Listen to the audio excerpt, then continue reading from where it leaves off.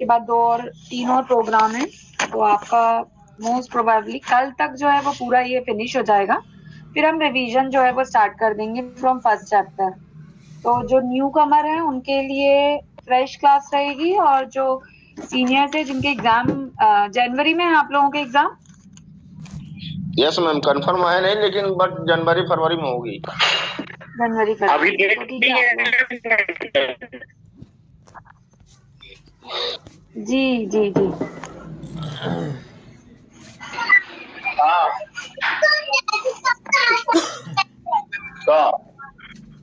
का मुस्कान अब नहीं दिखाए तय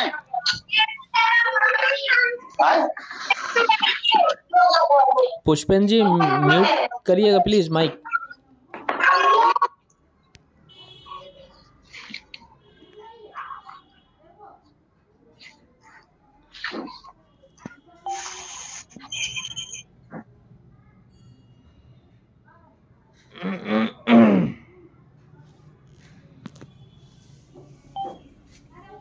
जुड़ेंगे। तो कल की क्लास जो थी वहां तक का आप लोगों ने पढ़ लिया होगा कि ट्यूबरकुलोसिस प्रोग्राम में 2006 से इसमें मेनली जो है वो आंकड़े सबसे ज्यादा दिए हैं कि किस ईयर में गवर्नमेंट ने किस चीज में संशोधन जो था, चेंजेस जो थे वो लेकर आए थे। ठीक है, तो अब यहाँ पर 2012 और 17 की अगर हम बात कर रहे हैं यहाँ पर, तो साथ में ही जब 2007 और 2008 में जो एम एंड ऑब्जेक्टिव जो उन्होंने सेट करे थे, उसी के साथ नागेश कुमार जी, सिंह जी, समरवत सिंह जी आप म्यूट कर लें। ठीक है मैम, टॉपिक कौन सा है आज का? कल ही का जो ट्यूबरकुलोसिस कंट्रोल प्रोग्राम था, रिवाइज ट्यूबरकुलोसिस कंट्रोल प्रोग्राम, उसमें थोड़ा सा बचा था तो वो हम कंटिन्यू कर रहे हैं। ठीक है,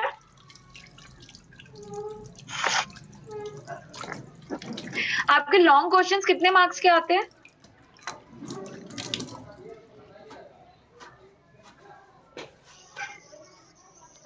15 मार्क्स में 15 नंबर का आता है। कुछ उसमें लिमिटेशन है कि कितने वर्ड्स का लिखना है और कितने वर्ड्स का नहीं लिखना होता है?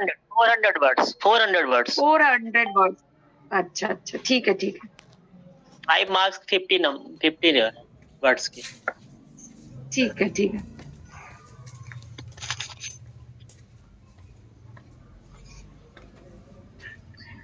टीबी मुक्त भारत के स्लोगन के साथ गवर्नमेंट ने जो है रिवाइज नेशनल ट्यूबरकुलोसिस प्रोग्राम जो था वो स्टार्ट किया था। मतलब गवर्नमेंट चाहती थी कि ट्यूबरकुलोसिस जो महामारी के रूप में वर्ल्ड वाइडली देखने को मिल रहा था, उससे पूर्णतः निजात जो है वो पाई जा सके। तो उसके लिए जो सस्पेक्टेड केसेस थे, जो ऑलरेडी डायग्नोस्ड केसेस थे, उनको गुणवत्ता मतलब क्वालिटी वाला ट्रीटमेंट जो है वो देना डिसाइड करा।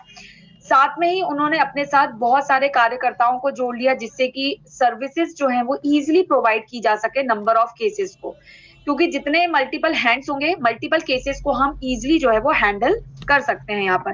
राइट, इसी के साथ जो है गवर्नमेंट ने समुदाय में सभी टीबी रोगियों के लिए क्वालिटी वाला ट्रीटमेंट जो है, गुणवत्ता परक निदान जो है, क्वालिटी वाला ट्रीटमेंट जो है, निदान या मैनेजमेंट जो था वो स्टार्ट किया इन्होंने, जिसमें कि गवर्नमेंट ने 2012 से लेके 2017 के लिए राष्ट्रीय रणनीति योजना निर्मित करना स्टार्ट करी। ठीक है, स्टार्ट करा। यहाँ पे मेकिंग जो थी, फॉर्मेशन जो था नेशनल प्रोग्राम की, और वो थी, वो उन्होंने जो अपने जो स्कीम्स थे उनके स्कीमा जो था उसमें कुछ चेंजेस लाना जो था वो स्टार्ट करना शुरू कर दिया। पहले ही 2012-17 में ही गवर्नमेंट का मेन ऑब्जेक्टिव यही था कि इसको हम पूरी तरीके से कंट्रोल और जड़ से जो है वो उखाड़ दें। बट इसके साथ ही गवर्नमेंट ने एक और अपना ऑब्जेक्टिव जो था वो सेट करा कि 2025 तक इसको वर्ल्ड वाइडली, वैश्विक रूप से पूरे दुनिया से जो है ट्यूबरकुलोसिस जो डिसीज हो रही थी उसको हमें मिटाना जरूरी है, अनिवार्य कर दिया था इसके लिए। तो उसी के साथ गवर्नमेंट ने कुछ अपनी रणनीति जो थी वो डिसाइड करना स्टार्ट करी। अपनी योजनाओं में कुछ चीजें जो थी वो ऐड करे, चेंजेस जो थे वो लेकर आए अपनी रणनीतियों में इन्होंने। तो यहाँ पर गवर्नमेंट ने जो थी चेंजेस जो लेकर आए थे, अपनी अधिसूचना मेन इंपॉर्टेंट जो कर दिया था यहाँ पर उन्होंने, वो ये था कि सूचना, इंफॉर्मेशन, नोटिफिकेशन जो था हर सेक्टर से उनको चाहिए था। मतलब नंबर ऑफ केसेस कैसे हमें पता चलेंगे, नंबर ऑफ केसेस जो डायग्नोस हो रहे हैं, जिनके ट्रीटमेंट हो रहे हैं, वो गवर्नमेंट को किस तरीके से मिलना शुरू होंगे, उसके लिए उन्होंने कुछ नियम जो थे वो निकालना शुरू कर दिए।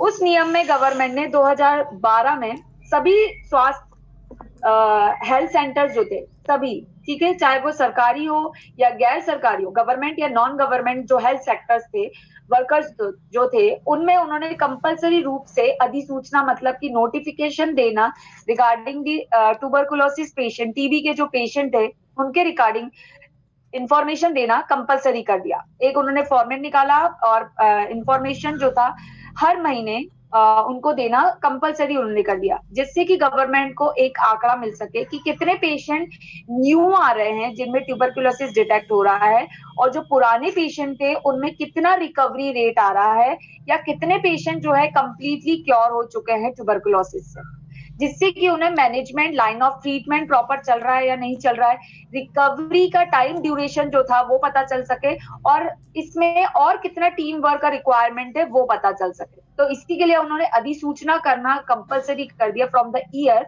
2012। ठीक है, इसी के साथ सभी स्वास्थ्य देखभाल कार्यकर्ता जो थे, जैसे कि सरकारी या गैर सरकारी जो थे, नॉन गवर्नमेंट हेल्थ वर्कर्स जो थे, इसके अलावा इन्होंने जिला स्वास्थ्य अधिकारी, जिला के मुख्य चिकित्सा अधिकारी और नगर पालिका निगम के जो स्वास्थ्य अधिकारी जो थे, उनको हर टीबी मामले की सूचना देना अनिवार्य कर दिया वर्ष 2015 से। मतलब पहले सिर्फ प्राइवेट सेक्टर और गवर्नमेंट सेक्टर्स जो थे उनको इन्वॉल्व किया था। इसके अलावा गवर्नमेंट ने नगर निगम के जो मेंबर्स थे या स्वास्थ्य करते जो वर्कर्स जो थे, हेल्थ रिलेटेड वर्कर्स जो थे, उनको भी उन्होंने जब अपने इस प्रोग्राम में इन्वॉल्व करा, एक मिनट होल्ड करिए, तो इससे 2015 से उन्होंने इस मामलों की सूचना जो थी वो लेना शुरू कर दी। इससे और चीजें जो थी वो क्लैरिफाई होना स्टार्ट हो गई थी। नंबर ऑफ केसेस, आंकड़े, एग्जैक्ट आंकड़े जो थे वो मिलना शुरू हो गए थे, क्योंकि प्रॉब्लम ये जा रही थी कि प्राइवेट या नॉन प्राइवेट गवर्नमेंट हॉस्पिटल्स जो थे वहां पर जो डॉक्टर्स थे की टीम जो थी वो अपने हॉस्पिटल सेटअप में ही जितने केसेस एनरोल हो रहे थे उनके बेसिस पे डेटा जो था वो कलेक्ट कर पा रहे थे। अब जब नगर निगम हो गया या सीएचसी सेंटर्स या पीएचसी सेंटर्स जो थे, सभी सेंटर्स को जब इन्होंने इन्वॉल्व कर लिया, तो जितने भी केसेस वहां पर आ रहे थे, डायग्नोसिस कंफर्मेशन मिल रहा था या अर्ली डायग्नोस केसेस जो आ रहे थे उनके पास, उसके बेसिस पे उन्हें एग्जैक्ट डेटा जो था रिगार्डिंग ट्यूबरकुलोसिस पेशेंट जो था वो मिलना शुरू हो गया। ठीक है, इसी के साथ इनके अलावा अभी तक हॉस्पिटल, नगर निगम हो गया, स्वास्थ्य कर्मी जो थे, इनके अलावा अब गवर्नमेंट ने एक और चीज जो थी अपनी रणनीति में जोड़ना शुरू करा कि और हमें डेटा कहाँ से मिल सकता है, क्योंकि कंफर्मेशन के लिए पेशेंट जो थे वो सबसे पहले डॉक्टर के साथ साथ और कहाँ जा रहे थे, तो लेबोरेटरी, प्रयोगशाला जो थी वहां पर उन्होंने उनसे भी अपना कनेक्शन जो था वो बनाना शुरू करा और लेबोरेटरीज को भी अपने साथ इन्वॉल्व किया। प्रयोगशाला में जो काम करने वाले लोग थे उनको भी उन्होंने इस प्रोजेक्ट में इन्वॉल्व कर लिया और उनसे भी उन्होंने आंकड़ा या डेटा जो था और या नोटिफिकेशन जो था रिगार्डिंग ट्यूबरकुलोसिस पेशेंट वो भी लेना उन्होंने वहां से शुरू कर दिया।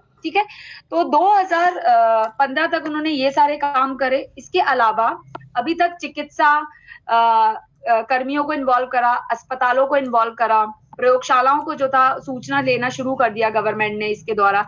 अब निजी चिकित्सा रसायनविदों, मतलब कि केमिस्ट जो होते हैं उनको भी इन्होंने इन्वॉल्व करा, फार्मासिस्ट जो थे उनको भी उन्होंने इन्वॉल्व कर दिया, सार्वजनिक स्वास्थ्य कर्मियों को भी इन्होंने अपने साथ इन्वॉल्व कर लिया और अनिवार्य रूप से, मतलब कंपलसरी फॉर्म में टीबी से रिलेटेड नोटिफिकेशन देना मैंडेटरी कर दिया। मैंडेटरी इन द सेंस की कंपलसरी कर दिया कि देना है मतलब देना है। ठीक है, ये यहाँ पे उन्होंने करा। और 2018 में अब जो बचे कुछ एरियाज बचे थे, जैसे कि केमिस्ट जो बचे थे, जो कि मेडिसिन उनसे लेके जा रहे थे पेशेंट, उनसे भी उन्होंने नोटिफिकेशन या इंफॉर्मेशन रिगार्डिंग ट्यूबरकुलोसिस पेशेंट जो था वो लेना शुरू कर दिया। मतलब अगर आप देखें कि कितना ब्रॉड स्पेक्ट्रम में गवर्नमेंट ने ट्यूबरकुलोसिस को कंट्रोल करने के लिए निचले स्तर से लेके ऊपर तक के लेवल तक हर बंदे को जो था इस प्रोग्राम में डिसीज को कंट्रोल और एराडिकेट करने में अपना इन्वॉल्वमेंट जो था वो बढ़ाना शुरू करवा दिया।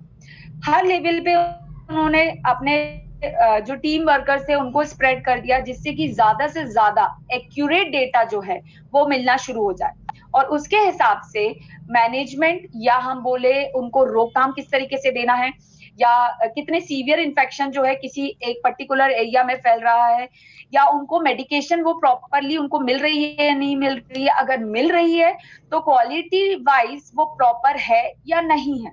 ठीक है, तो ये सारे डेटा उनको कैसे मिलेगा? किसी एक व्यक्ति का काम नहीं है अगर किसी प्रोग्राम को रन करना है, तो यहाँ पे उन्होंने मल्टीपल लोगों को इन्वॉल्व करना, अपने प्रोग्राम से जोड़ना जो था वो शुरू कर दिया। और इसी के साथ 2018 में उन्होंने केमिस्ट को भी इन्वॉल्व कर लिया और इंफॉर्मेशन लेना जो था वो शुरू कर दिया, जिससे कि ये उनका जो प्रयास था वो मेनली ये था कि ना केवल रूरल बल्कि जो शहरी स्थानीय निराकरण सेंटर जो उन्होंने बनाए गए थे अपने, वहां पर उनको पेशेंट जो है उनको अप्रोचेबल करवाया जा सके, वहां तक उनको ले जाया जा सके, जिससे कि वो एक प्रॉपर लाइन ऑफ ट्रीटमेंट जो है वो ले सके।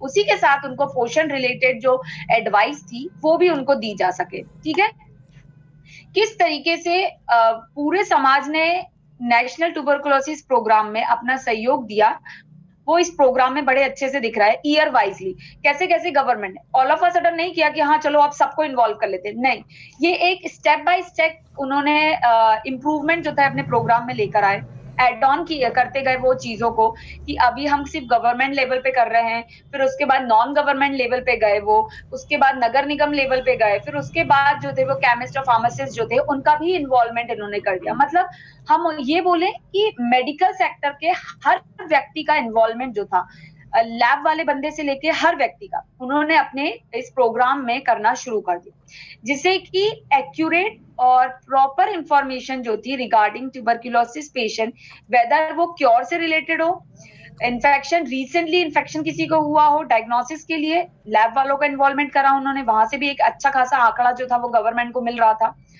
और उसके बेसिस पे उन्होंने इम्प्रोवाइजेशन जो था अपने प्रोग्राम में करना शुरू करा कि कहाँ पे हमारा लेक्यूना या कमी जो है वो रह जा रही है, जिसके बेसिस पे हम आगे इम्प्रूवमेंट कर कर इसको और बेहतर तरीके से जो है प्रोग्राम को रन कर सकते हैं। ठीक है, इसके साथ ही गवर्नमेंट ने, अब इतने सारे लोगों का इन्वॉल्वमेंट था, पेशेंट में जो है हमें प्रोत्साहन या हम बोले मोटिवेट करने के लिए रिगार्डिंग द ट्रीटमेंट, उनको किस तरीके से हम मोटिवेट करें कि उनको प्रॉपर ट्रीटमेंट लेना जरूरी है। तो ये सब इसके साथ साथ गवर्नमेंट ने निजी क्षेत्रों में टीबी देखभाल प्रदान करने वाले जो सहकर्मी जो थे उनको कुछ इंसेंटिव जो था वो देना शुरू करा, या हम बोले प्रोत्साहन राशि जो थी वो उनको देना शुरू करी। देखिए, अगर हम वॉलेंटियर के रूप में काम करेंगे तो कुछ तो अमाउंट चाहिए जिससे कि वो अपने घर वालों का भी ख्याल रख सके। तो ऐसे ही नॉन कमर्शियल या नॉन गवर्नमेंट बेस्ड जो लोग थे या अदर एरिया वाले जो लोग थे जिनको उन्होंने अपने साथ इन्वॉल्व करा, तो उनको कुछ प्रोत्साहन राशि जो थी, मिनिमल जो अमाउंट बनता है वो उनको देना शुरू करा, जिससे कि वो अपने कार्य के लिए मोटिवेटेड रहें और अच्छे तरीके से जो है वो काम को करें।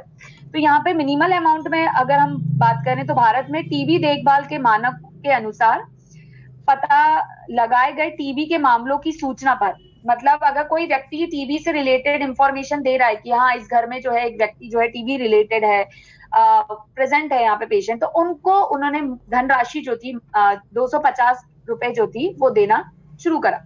मतलब इससे क्या कर रहे हैं, वो एक तरीके से उनके अंदर मोटिवेट कर रहे हैं कि जिससे ज्यादा से ज्यादा इंफॉर्मेशन जो है वो गवर्नमेंट को मिल सके। तो एक तो उनका फ्री हेल्पलाइन सेंटर जो था वो बनाया गया, जिससे कि लोग जो है वहां पे कॉल कर कर इंफॉर्मेशन दे रहे हैं कि उनके एरिया में कितने लोग जो है वो अफेक्टेड हुए हैं। फॉर एग्जांपल जैसे कोविड के दौरान हुआ था, गवर्नमेंट ने जो है कोविड के टाइम पर ऐसे ही हेल्पलाइन सेंटर्स जो थे बना दिए थे, जहां पे कोविड रिलेटेड इश्यूज आ रहे थे, चाहे वो हेल्थ रिलेटेड हो, चाहे फूड रिलेटेड हो, चाहे XYZ ट्रैवलिंग रिलेटेड अगर इश्यूज आ रहे हैं, तो उन सब चीजों के लिए उन्होंने एक हेल्पलाइन सेंटर बना दिया था, जहां पर इन सारी चीजों का निराकरण जो था वो दिया जा रहा, और वो फ्री ऑफ कॉस्ट हो रहा था। यहाँ पे गवर्नमेंट ने, क्योंकि लोगों के अंदर अवेयरनेस नहीं थी, तो इसके लिए लोगों के अंदर एक अवेयरनेस, अलर्टनेस डेवलप करने के लिए प्रोत्साहन राशि जो थी वो देना शुरू करी।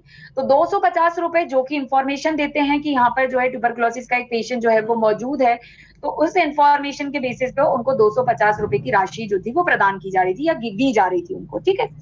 उपचार का हर महीने पूरा होने पर जो पेशेंट डायग्नोस हो रहे हैं वो अपना पूरा ट्रीटमेंट प्रॉपरली ले रहे हैं, हर महीने जाके ले रहे हैं, तो उनको भी गवर्नमेंट ने 250 रुपए की राशि जो है प्रोत्साहन राशि या इंसेंटिव के रूप में उनको देना शुरू करा, ठीक है। टीबी के उपचार का कोर्स या दवा की अवधि पूरा होने पर, मतलब पूरा ट्रीटमेंट जो 9 मंथ का जो ट्रीटमेंट था वो पूरा होने पर, जो व्यक्ति रेगुलर ले रहा है, मंथली तो उनको दे रहे थे जो मेडिकल, मंथली अपना पूरी दवाइयां जो थी वो प्रॉपरली समय पे ले रहे हैं, चेकअप समय से करवा रहे हैं, डॉक्टर को विजिट फॉलो प्रॉपरली कर रहे हैं, उनको तो 250 रुपए दे ही रही थी गवर्नमेंट। उसी के साथ गवर्नमेंट ने जो अपना पूरी अवधि का ट्रीटमेंट, ड्यूरेशन ऑफ ट्रीटमेंट जो कंप्लीट कर रहे थे, उनको भी गवर्नमेंट ने 500 रुपए की राशि जो थी वो देना शुरू करा, ठीक है। इसी के साथ 6 माह से लेकर 9 माह तक की दवा, संवेदनशील या ड्रग सेंसिटिविटी वाले जो पेशेंट थे, रोगी को अधिसूचना देने के लिए 2750, ये एक मैक्सिमम अमाउंट पे थोड़ा सा और अमाउंट जो था उन्होंने एक्सटेंड करा कि ऐसे लोग जो कि 6 मंथ से लेके 9 मंथ तक की दवा या ड्रग सेंसिटिव रोगियों को प्रबंधन कर रहे हैं, मैनेजमेंट कर रहे हैं ऐसे केसेस का, तो उनकी अधिसूचना या नोटिफिकेशन देने पर गवर्नमेंट ने 2750 रुपए की राशि जो थी, अमाउंट जो था 2750 का जो अमाउंट जो था वो देना शुरू करा। इसी के अनुसार 24 माह तक दवा प्रतिरोध, ड्रग रेजिस्टेंस मामले के उचित प्रबंधन, प्रॉपर मैनेजमेंट की और उसकी सूचना देने पर, अधिसूचना देने पर, नोटिफिकेशन करने पर गवर्नमेंट ने 6750 रुपीज का अमाउंट जो था संस्था को देना शुरू करा, जो कि मैनेजमेंट और प्रॉपर चीजें देख रही थी। ये सारी चीजें थी जो कि इंसेंटिव के रूप में हर कार्यकर्ता को दिया जा रहा था, ठीक है।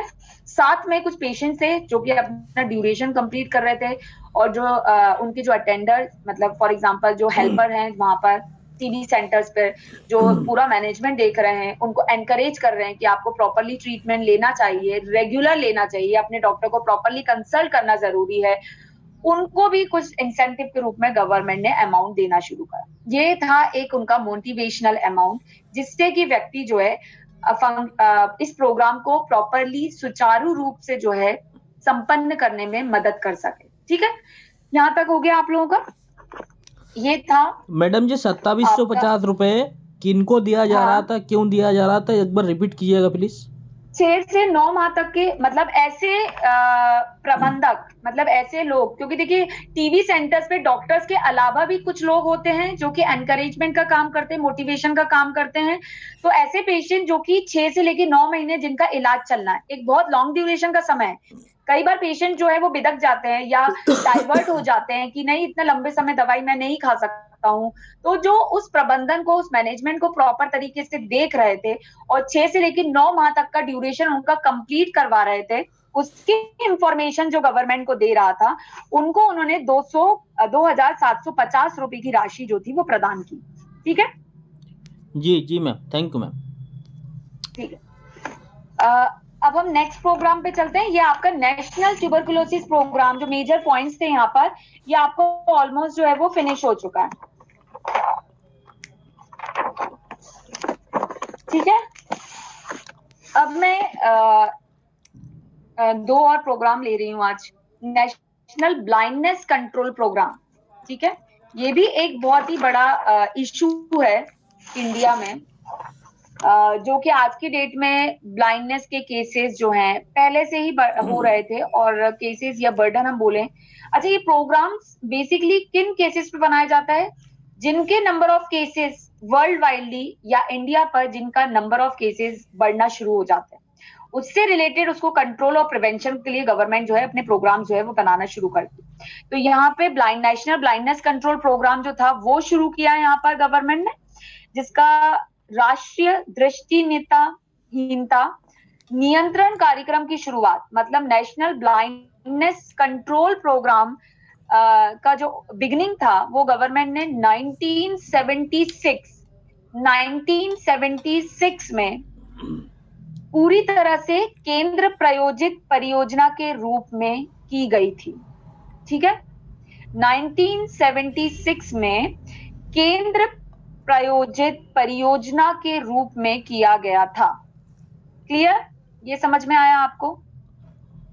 देखिए मेरी बुक जो है वो 140 पेज नंबर पे है भूपेंद्र जी, पुरानी वाली में किस नंबर पे है वो मुझे पता नहीं है। पुरानी वाली जिसके पास है नेशनल ब्लाइंडनेस कंट्रोल प्रोग्राम किस पेज नंबर पे है?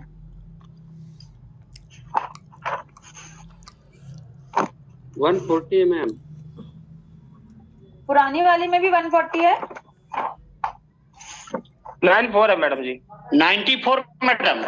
जी जी जी, क्योंकि नई वाली में 140 है और पुरानी वाली में 94 है। तो भूपेंद्र जी आपकी बुक कौन सी है, नई है या पुरानी है? अगर नई है तो 140 में देख लीजिए और अगर पुरानी है तो आप 94 पे देख लीजिए। ठीक है, नेशनल ब्लाइंडनेस कंट्रोल प्रोग्राम की शुरुआत 1976 में हो गई थी और इसी के साथ एक मिनट होल्ड करिए।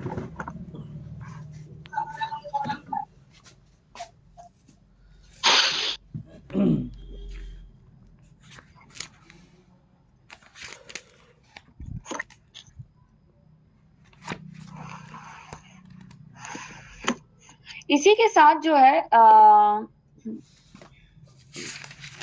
जो पहले से जारी ट्राकोमा नियंत्रण कार्यक्रम जो था उसी में शामिल किया गया था। ट्राकोमा एक आई रिलेटेड डिसीज होती है, कंटेजियस बैक्टीरियल इन्फेक्शन जो होता है आईज में जो है वो होना स्टार्ट होता है और इसमें जो है आईज में आईलिड्स जो होती हैं उसमें इन्फ्लामेशन हो जाता है और साथ में ग्रेन्युलेशन जो है उसका आईलिड की जो सरफेस होती है वहां पे ग्रेन्युलेशन जो है वो फॉर्म होना शुरू हो जाते हैं, तो उसको हम बोलते हैं ट्राकोमा। तो इसी में जो था 1963 में जो ट्राकोमा नियंत्रण प्रोग्राम जो था उसी में गवर्नमेंट ने नेशनल ब्लाइंडनेस कंट्रोल प्रोग्राम जो था वो मर्ज कर दिया या उसी के साथ जो था वो इन्वॉल्व कर दिया। तो 1963 में ट्राकोमा नियंत्रण कार्यक्रम जो था वो शामिल किया गया था, जिसमें वर्ष 1963 में शुरू किया गया था। तो दो चीजें हैं, एक नेशनल ब्लाइंडनेस कंट्रोल प्रोग्राम जो कि 1976 में स्टार्ट हुआ था, उससे पहले ट्राकोमा नियंत्रण कार्यक्रम जो था वो 1963 में शुरू हुआ था।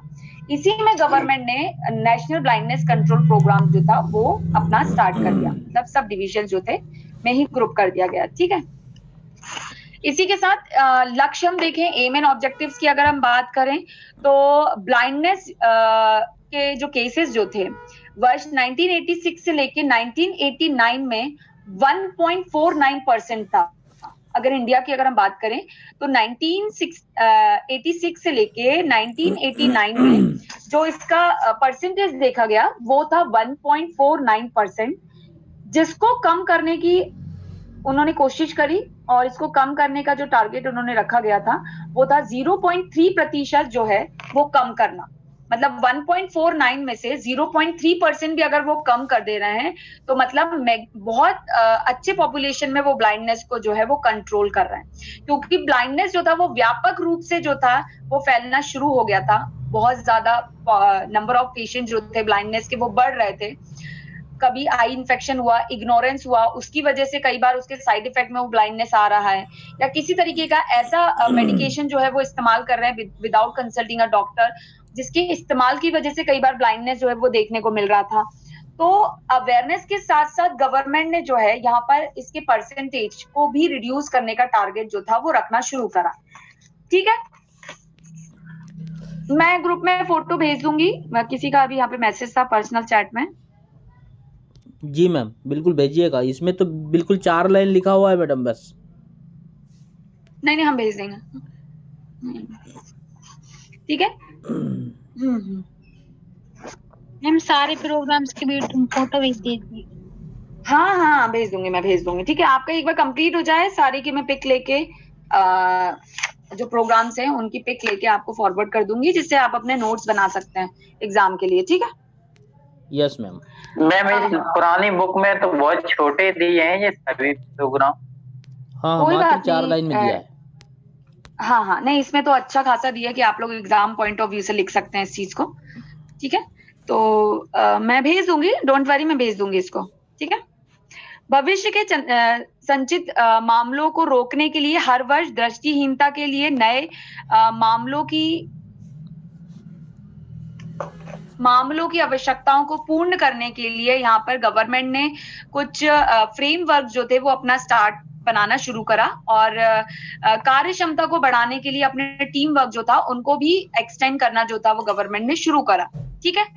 अब यहाँ पर लक्ष्य जो था उनका ये था कि परसेंटेज को रिड्यूस करना, मतलब नंबर ऑफ पॉपुलेशन जो ब्लाइंडनेस से सफर कर रही थी उसको रिड्यूस करना था 0.3%, जो कि ऑल ओवर द इंडिया 1.49% जो था उसको 0.3% जो था उतना लेकर आना था। ये गवर्नमेंट ने अपना टारगेट रखा, मतलब एम रखा। इसी के साथ कुछ ऑब्जेक्टिव्स जो थे वो उन्होंने अपने फॉर्म करना शुरू करे कि हर 5 लाख पॉपुलेशन में 5 लाख की जो पॉपुलेशन वाली वहां पर गवर्नमेंट ने आई केयर फैसिलिटीज जो थी वो प्रोवाइड करना शुरू करा।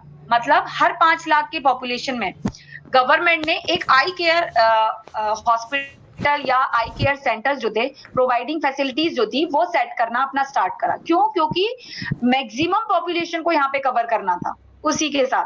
तो यहाँ पे गवर्नमेंट ने primary health centres, CHC health centres जो थे, कम्युनिटी हेल्थ सेंटर्स जो हम बोलते हैं, उप जिले जो थे, इन स्तरों पर नेत्र देखभालों की सेवाओं के लिए कुछ संशोधन जो था बनाना शुरू कर दिया। ह्यूमन रिसोर्सेज जो थे, इजिली अवेलेबिलिटी जो थी वो प्रोवाइड करवाना गवर्नमेंट ने शुरू कर दिया। इसी के साथ नेक्स्ट जो ऑब्जेक्टिव था गवर्नमेंट का वो ये था कि यहाँ पर सेवा प्रदान करने की जो गुणवत्ता या क्वालिटी जो थी, क्वालिटी ऑफ सर्विस जो थी, उस पर इम्प्रोवाइजेशन का काम जो था वो शुरू कर दिया कि हायर क्वालिटी ऑफ सर्विसेज जो थी वो गवर्नमेंट लोगों तक पहुंचा सके, जिससे कि इम्प्रूवमेंट का रेट जो है वो हाई हो सके, ठीक है? साथ में नेक्स्ट ऑब्जेक्टिव है इसमें कि नागरिक समाज और निजी क्षेत्र की भागीदारी जो थी इसमें इन्होंने सुनिश्चित कर दी, कंफर्म कर दी, ठीक है?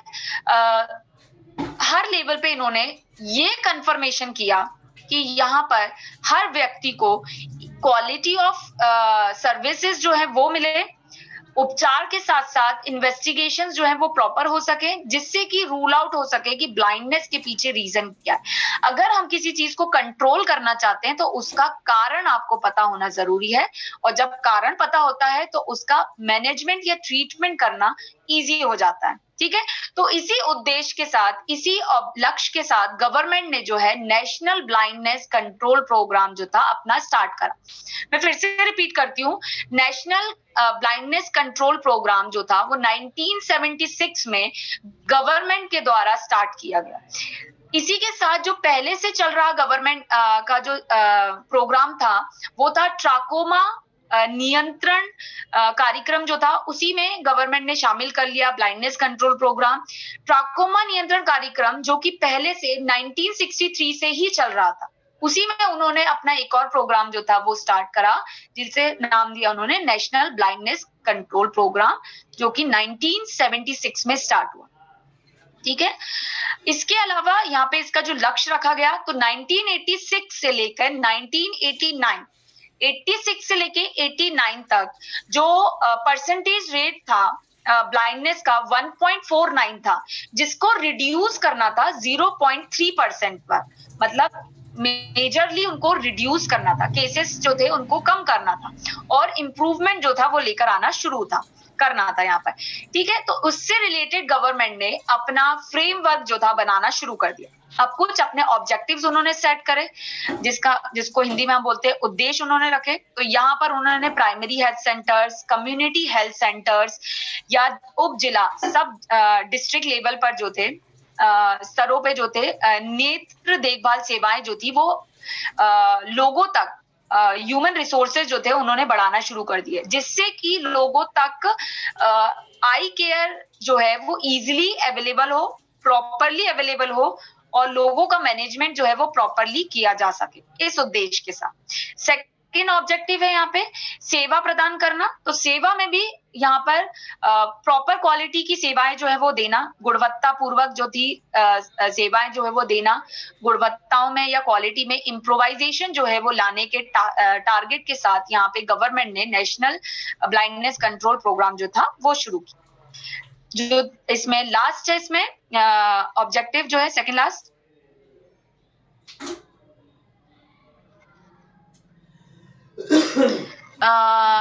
ये बीच बीच में आप लोग जो चैट करते हैं ना, इसमें बड़ा डिस्टरबेंस हो जाता है। श्रीवास्तव जी, आप क्या कहना चाह रहे हैं? संतोष विश्वकर्मा जी, कुछ क्या कोई फैक्ट में इशू है क्या? आपकी आवाज नहीं आ रही है।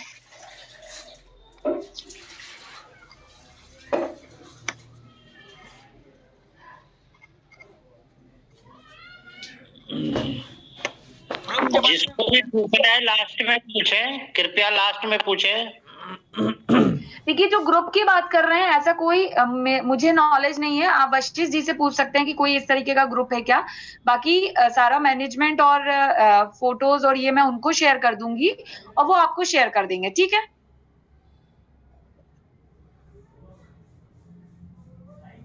ठीक है, तो हम यहाँ कंटिन्यू करते हैं। इसी के साथ गवर्नमेंट ने जो आई केयर सेंटर्स जो बनाना शुरू करा, यहाँ सर्विसेज जो प्रोवाइड करना शुरू करा, वो तो कितने पॉपुलेशन के बीच में एक सेंटर बनाया। तो 5 लाख पॉपुलेशन की जो आबादी वाला जो क्षेत्र था, उन्होंने उसमें गवर्नमेंट ने एक जो था आई केयर सर्विसेज प्रोवाइड करने का सेंटर जो था वो बनाना शुरू करा।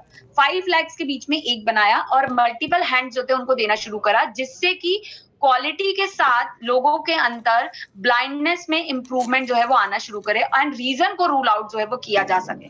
क्योंकि जब हम कम्युनिटी मेडिसिन पढ़ते हैं तो कम्युनिटी मेडिसिन का मेन ऑब्जेक्टिव यही होता है, अर्ली डायग्नोसिस एंड ट्रीटमेंट। जब लक्षण आपको पहले से समझ में आना शुरू हो जाए और अपने डॉक्टर को आप सही समय पे कंसल्ट कर लेंगे तो चीजें खराब होने से बच सकती हैं, उनसे हम बचे जा सकते हैं। प्रिवेंशन जो है वो पॉसिबल है।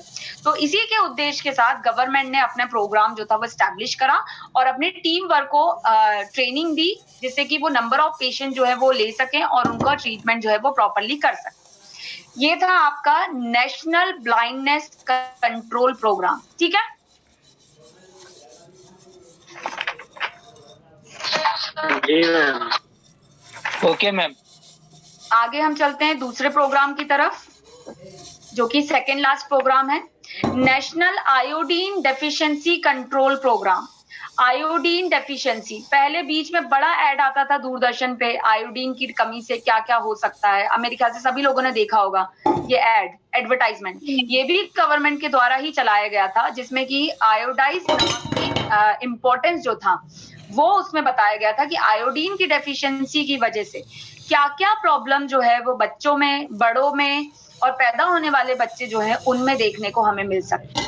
तो वो था एक्नॉलेजमेंट, अवेयरनेस गवर्नमेंट के द्वारा फैलाई जा रही थी उस समय जब बताया जा रहा था। जब घेंगा रोग जो है या गोइटर जो है बहुत ज्यादा केसेस जो मिल रहे थे, लोग जो है नॉन आयोडाइज सॉल्ट जो थे वो उनका कंजप्शन जो था उन्होंने बढ़ गया था, उसकी वजह से गवर्नमेंट ने ये अवेयरनेस कैंपेनिंग जो थी, दूरदर्शन ही उस समय चलता था, तो दूरदर्शन के थ्रू जो है ये कैंपेनिंग जो थी वो शुरू करी। मेरे ख्याल से मैक्सिमम लोगों ने ये एडवर्टाइजमेंट देखा होगा। जी मैम। ठीक है, अगर हम बात करें आयोडीन की, तो आयोडीन एक माइक्रो न्यूट्रिएंट है, बॉडी के लिए बहुत ही एसेंशियल फैक्टर है, जो कि फिजिकल ग्रोथ के साथ साथ मेंटल ग्रोथ के लिए भी उतना ही रिस्पॉन्सिबल है, ठीक है? तो इसको हम इस माइक्रो न्यूट्रिएंट, नाम तो है माइक्रो, मतलब कि एक सूक्ष्म पोषण का काम कर रहा है, तो हम इसको निग्लेक्ट नहीं कर सकते हैं। ये उतना ही एसेंशियल है एक बॉडी के ग्रोथ के लिए जितना कि अदर न्यूट्रिएंट्स एसेंशियल होते हैं। तो यहाँ पर ये मनुष्य के या ह्यूमन के मेंटल और फिजिकल दोनों ग्रोथ के लिए बहुत इंपॉर्टेंट रोल प्ले करता है। और किसी व्यक्ति के शारीरिक वृद्धि के लिए, मतलब फिजिकल ग्रोथ के लिए कितना अमाउंट इसको प्रतिदिन आयोडीन का लेना मैंडेटरी है। तो यहाँ पे 100 से लेके 150 माइक्रोग्राम आयोडीन जो है वो डेली कंजप्शन जो है for a proper physical growth जो है वो रिक्वायर्ड है यहाँ पर, ठीक है। तो अगर हम न्यूट्रिशनल डेफिशिएंसी की बात करें, कई बच्चे होते हैं नमक बिल्कुल खाना पसंद नहीं करते, मतलब खाना में सिर्फ स्वीट कई बार बहुत ज्यादा लेते हैं, नमक से बनी हुई चीजें नहीं इस्तेमाल करते हैं, तो उनमें ओबेसिटी तो बहुत ज्यादा बढ़ जाती है, फिजिकल ग्रोथ भी दिखती है हमें, लेकिन उतनी प्रॉपर नहीं होती है जितने की आयोडीन की कंजप्शन के एक प्रॉपर जो ग्रोथ, फिजिकल ग्रोथ होना चाहिए बच्चे का, वो दिखने को मिलता है। तो यहाँ पे जो एक प्रतिदिन जो रिक्वायरमेंट है हर व्यक्ति के लिए, वो 100 से लेके 150 माइक्रोग्राम आयोडीन जो है वो आवश्यक रूप से नेसेसरी फॉर्म में लेना जरूरी है यहाँ पे। क्यों? क्योंकि इसकी डेफिशिएंसी से कुछ रोग जो है शरीर में उत्पन्न होना शुरू हो जाते हैं, उनकी लिस्टिंग मैं आपको बताती हूँ। आयोडीन डेफिशिएंसी डिसऑर्डर्स, तो सबसे पहला नाम है गॉइटर, जिसे हम गेगा भी बोलते हैं। दूसरा मन बुद्धि या मेंटल वीकनेस हम बोल सकते हैं, या मेंटल रिटार्डेशन की हम बात कर सकते हैं। तीसरा इसमें आता है स्थानिक बोनापन, डॉर्फिस जिसे हम बोलते हैं इंग्लिश में, ठीक है।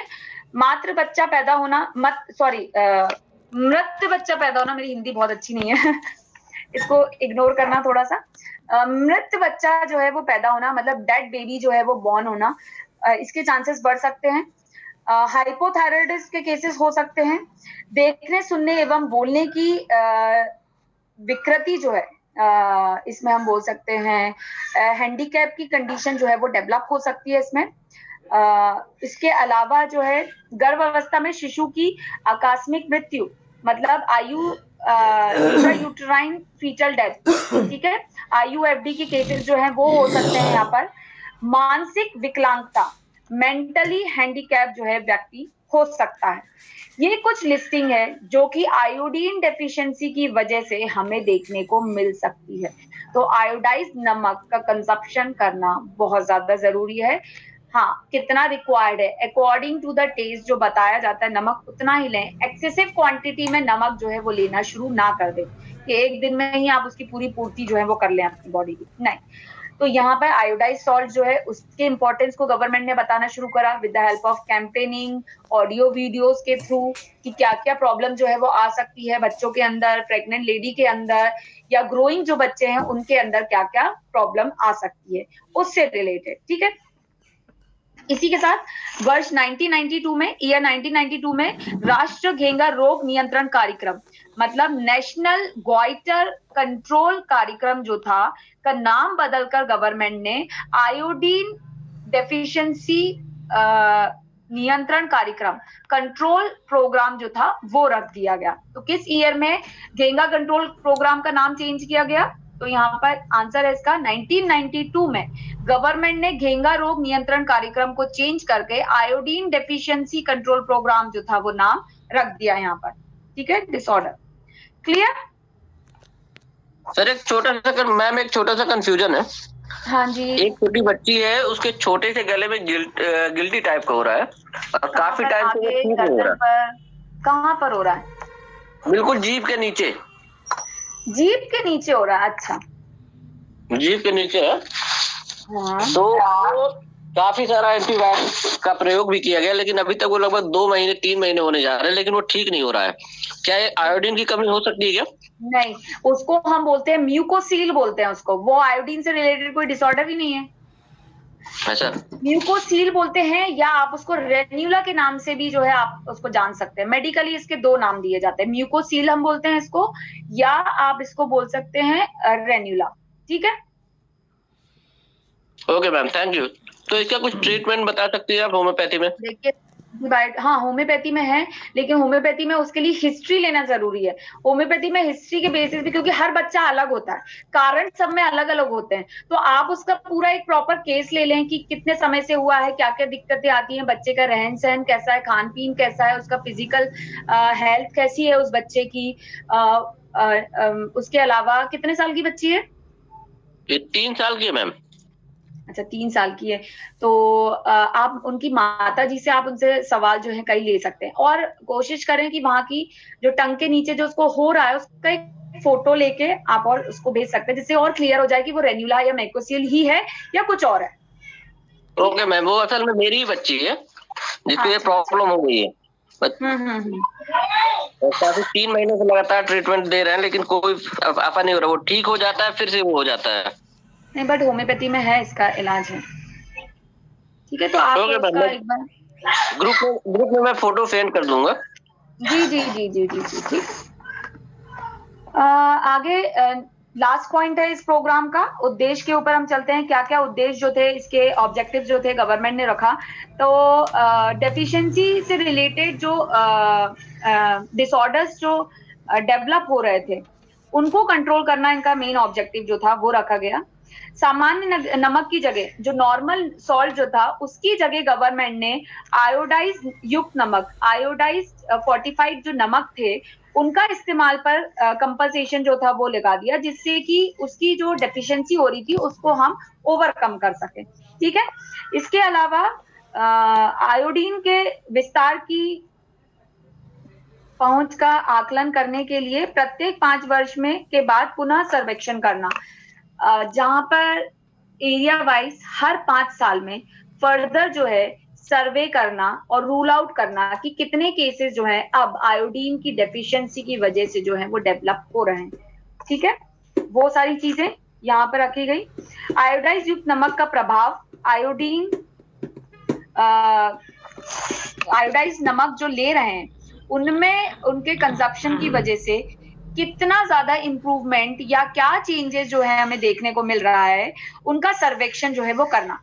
सब फर्दर रीसर्वे जो है वो करना कि जो लोग आयोडाइज नमक जिन्होंने लेना शुरू करा है उनमें क्या क्या चेंजेस आने शुरू हुए हैं, तो उनका पुनः सर्वेक्षण जो है वो करना, ये रखा गया उनका उद्देश्य था।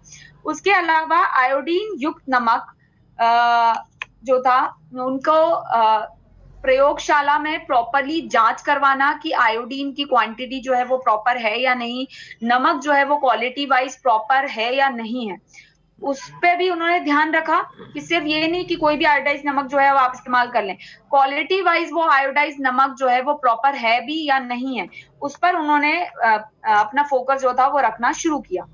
स्वास्थ्य शिक्षा और प्रचार, last but very important point of this program is कि लोगों के अंदर नॉलेज लेकर आना, एक्नॉलेज करवाना उनको और शिक्षा देना उनको, प्रचार एडवर्टाइजमेंट करना कि आयोडीन की डेफिशिएंसी से क्या दिक्कतें आ सकती हैं, आयोडाइज नमक जो है वो लेना क्यों जरूरी है। इस उद्देश्य के साथ गवर्नमेंट ने अपने ऑब्जेक्टिव जो थे वो सेट करे आयोडीन डेफिशिएंसी कंट्रोल प्रोग्राम को नियंत्रण में लाने के लिए। ठीक है, ये था आपका सेकेंड लास्ट प्रोग्राम। अब कल सिर्फ एक ही प्रोग्राम बचा है आपका, नेशनल कैंसर कंट्रोल प्रोग्राम। ठीक है, इसके बारे में अब हम कल पढ़ेंगे। आज का समय यहीं समाप्त होता है, तो मैं भी अपनी क्लास को यहीं विराम देती हूँ, यहीं पे खत्म कर। क्वेश्चन कर लो क्या एक? हाँ जी बोले। मैडम जैसे ये हाइपोथायराइडिज्म होता है, हाइपर होता है, इसका क्या आयोडीन से रोल होता है मैडम क्या? इसके हाइपोथायराइडिज्म और हाइपरथायराइडिज्म ब्रेन रिलेटेड हैं ये। मेनली अगर हम बात करें आयोडीन से रिलेटेड तो गॉइटर सबसे कॉमनली हमें देखने को मिलता है। T3, T4 और TSH की अगर हम बात करें, ठीक है, अगर हम थायराइड जांच की बात करते हैं तो ये 3 हार्मोन्स जो हैं जो कि थायराइड ग्लैंड से रिलीज होते हैं, उनकी अगर हम बात करें T3, T4 और TSH की, तो जब हाइपोथायराइडिज्म होता है तो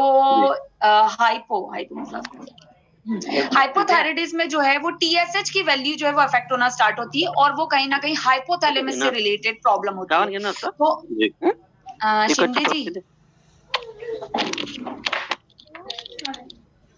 मैं म्यूट कर देती हूँ उनको। तो जैसे कई बार आपने देखा होगा न्यूट्रिशनल डेफिशिएंसी नहीं है लेकिन स्ट्रेस फैक्टर इतना बढ़ा हुआ है, स्लीप प्रॉपर नहीं हो रही है, उसकी वजह से कई बार जो है व्यक्ति के अंदर TSH जो है वो अफेक्ट होना स्टार्ट हो जाता है। ठीक है, तो उसकी अगर हम बात करें तो हाइपोथायराइडिज्म, तो हाइपोथायराइडिज्म में है तो TSH जो है वो अफेक्ट होना स्टार्ट होता है और हाइपर में है जो है वो T3, T4 जो है उनके रेशियो जो है वो डिस्टर्ब होता है। जैसे प्रेगनेंसी में अगर हम बात करें तो प्रेगनेंसी में भी आपने थायराइड देखा होगा कि बहुत ज्यादा होना स्टार्ट हो जाता है, तो यहाँ पे प्रीडोमिनेंटली TSH जो है वो हम देखना शुरू करते हैं कि TSH जो है वो कितना अफेक्ट हो रहा है। इसके साथ साथ T3 T4 जो है वो बढ़ेगा, क्योंकि वो सपोर्ट कर रहा है, इसीलिए वो TSH हार्मोन जब बढ़ रहा है तो उसको सपोर्ट के लिए T3 T4 बढ़ना शुरू होता है। तो मेजरली यहाँ पे प्रेगनेंसी के दौरान TSH हार्मोन को जो है उसको नॉर्मल लिमिट में लाना जरूरी होता है, ठीक है। हर ट्राइमेस्टर में एक लिमिट होती है, तो वो लाना जरूरी है। तो यहाँ पर हाइपोथैलेमस जो है उसका रोल आना शुरू हो जाता है यहाँ पर, ठीक है।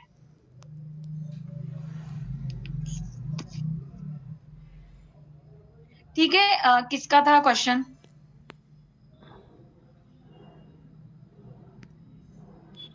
मैम एक क्वेश्चन मेरा है। आज ही ये सारे क्वेश्चन, वैसे क्लास खत्म हो गई है, क्लास खत्म हो गई है।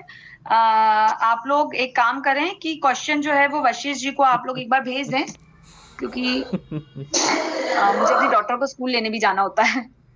ओके मैडम, बिल्कुल। लोग कल के सेशन के लिए हम रख लेंगे, कल कर लेंगे अपन क्वेश्चन। आप लोग कल रख लीजिएगा। बहुत अच्छी फोटो भेज दीजिए। Thank you ma'am.